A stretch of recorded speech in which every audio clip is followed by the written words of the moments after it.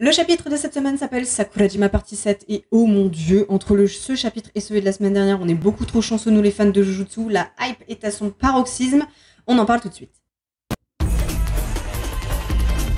Le chapitre de la hype, mes amis, comme je vous disais, on va évidemment largement revenir dessus, mais juste avant, je vous raconte rapidement ma vie. Je n'ai pas fait le chapitre la semaine dernière ici parce que j'ai voulu tester un nouveau format d'analyse court sur TikTok. Donc voilà, si vous n'avez pas eu votre dose sur le chapitre de la semaine dernière, vous pouvez toujours aller voir ce que ça donne sur mon profil. C'est le même nom que cette chaîne YouTube, La Vague Manga. Je suis pas hyper convaincue, honnêtement, le format court pour l'analyse, c'est pas vraiment fait pour moi, j'aime trop parler de ce qui se passe dans ces chapitres, mais voilà, vous pouvez toujours aller y voir un petit coup d'œil par curiosité.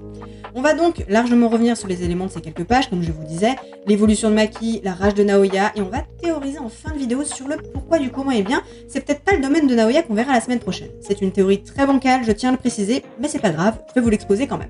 Le chapitre s'ouvre donc sur Maki, notre reine à tous, une Maki complètement transformée comme le souligne Noritoshi. Daido, lui, utilise l'expression de sortie de chrysalide. Si c'est pas un clin d'œil, un parallèle à la transformation de Naoya, je ne m'y connais pas. Noritoshi insiste sur ce laps de temps très court qu'a passé Maki dans le domaine de Rokojushi. On va l'appeler Sumo maintenant parce que je galère chaque fois à prononcer son prénom. Bref, on apprend qu'en excluant toute forme de serment, le temps s'écoule plus rapidement dans son domaine et que même si seulement 1 minute s'est écoulée à l'extérieur, ils ont eu le temps de disputer plus d'1 millier de matchs.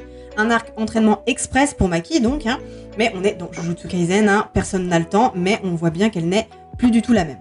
Naoya, qui se trouve exclu de la conversation depuis trop longtemps à son goût, décide d'agir. Il prend de la hauteur en fermant ses appendices pour probablement gagner en aérodynamisme et ainsi en vitesse, comme le souligne Noritoshi. Et là, on assiste à un dialogue un peu surréaliste entre Daido et Rokojushi, qui encore une fois sont focus sur la bataille plus que sur les véritables enjeux de cette dernière. Et en fait, je n'arrive pas à me l'expliquer clairement, mais pour moi, ce ne sont pas des humains. Et c'est marrant du coup que Noritoshi se demande si ce sont des incarnés ou pas à ce moment, parce que j'ai l'impression que ces deux personnages n'ont pas de caractère propre, ils n'existent que pour leur âme, comme s'ils étaient justement des incarnations physiques de l'âme de l'art du sumo et du katana. Voilà, je sais pas si c'est clair pour vous, probablement que non malheureusement, mais c'est comme ça que je ressens ces personnages. Retour sur Naoya qui rage fort de ne pas réussir à toucher Maki malgré sa vitesse, il peut aller jusqu'à Mach 3 je vous rappelle. Il pète la moitié des bâtiments du quartier dans une espèce de frénésie destructrice, et ce comportement erratique contraste avec ce qu'est devenu Maki. Et là, on passe à mes pages préférées de ce chapitre, plus que le panel final même. C'est tout ce moment où elle flotte, où elle semble à la fois hors de la réalité et complètement en adéquation avec elle à la fois. C'est comme si, à ce moment-là, le moment où elle tombe du bâtiment, elle n'avait plus d'hésitation. Plus d'hésitation d'abord sur ce qu'elle a été, en éprouvant une certaine fierté à l'idée de pouvoir voir les fléaux à la suite du sacrifice de Mai. Elle était contente de pouvoir être comme les autres, c'est ce qu'elle dit, et ça traduit selon moi d'une profonde envie d'obtenir l'approbation de ses pairs, consciemment ou inconsciemment. En voyant les fléaux, elle se rapprochait du modèle d'exorciste même qu'elle avait toujours connu. Et en réfléchissant à ça, en le conscientisant, elle a une épiphanie. Elle n'est pas comme les autres exorcistes. Il y a des choses que seules elle et Toji étaient capables de voir, une vision singulière de l'exorcisme qui n'appartient maintenant qu'à elle. Et là, le choix de mise en scène, les gars, mais il est incroyable, j'ai eu les frissons. À ce moment-là, tout est aligné pour Maki, c'est la fusion des sens, la synesthésie, elle est en adéquation avec ce qui l'entoure, elle ne fait plus qu'un avec son environnement, et elle est à ça de toucher l'air, non mais rendez-vous compte. Et on a l'impression, et c'est pas qu'une impression d'ailleurs, qu'elle agit maintenant à l'instinct. Quand elle se retourne en plein vol avant de foutre une patate à Naoya, sans le vouloir, elle savait qu'il était là. Et ça complète bien avec le chapitre de la semaine dernière, où on nous expliquait que finalement jusque-là, Maki réfléchissait trop sur ce qu'elle devait faire. Maintenant, elle ne réfléchit plus, elle agit. Et vraiment, je vais passer rapidement là-dessus, parce que tout le monde en a déjà parlé ici et ailleurs, mais toute cette scène n'est évidemment pas sans rappeler quand Gojo a sa propre épiphanie contre Toji, ce moment où comme Maki, il est dans les airs, où le temps est comme suspendu pour lui, alors que toutes les planètes semblent s'aligner dans sa tête.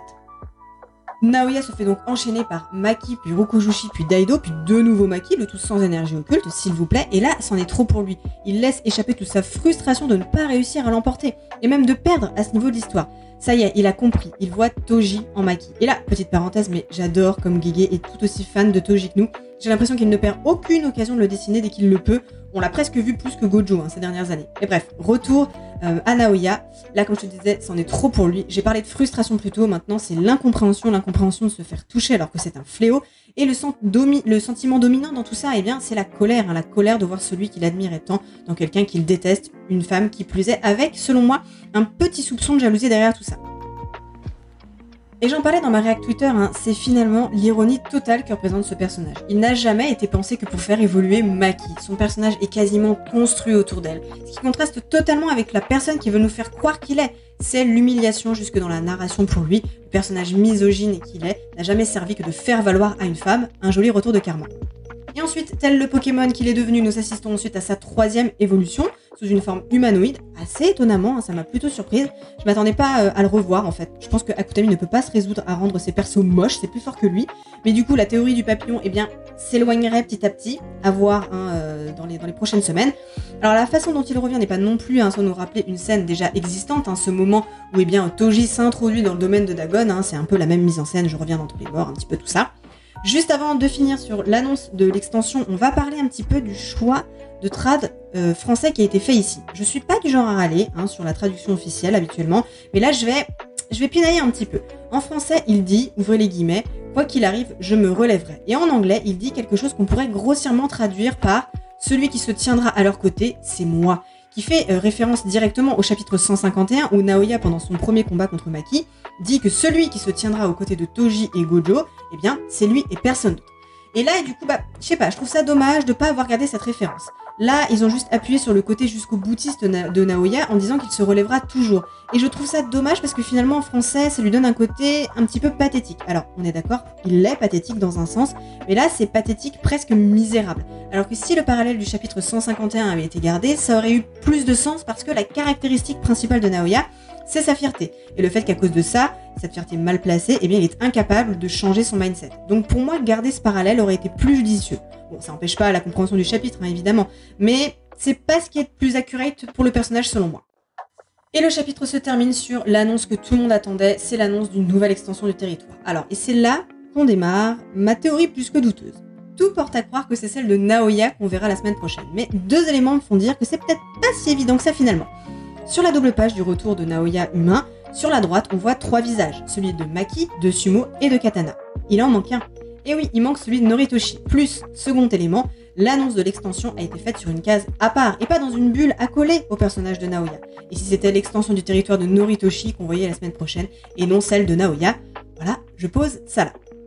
Je vais ruiner tout de suite ma théorie, il y a peu de chances que ce soit ça, dans la mesure où Noritoshi a utilisé énormément d'énergie occulte jusqu'alors. Ça me paraît compliqué pour lui d'arriver à matérialiser un domaine, et le fait de ne pas apparaître dans les cases étonnées peut s'expliquer par tout simplement son absence d'action dans le chapitre. Mais voilà, je suis là pour vous donner toutes mes impressions, et cette possibilité m'a tout de suite traversé l'esprit.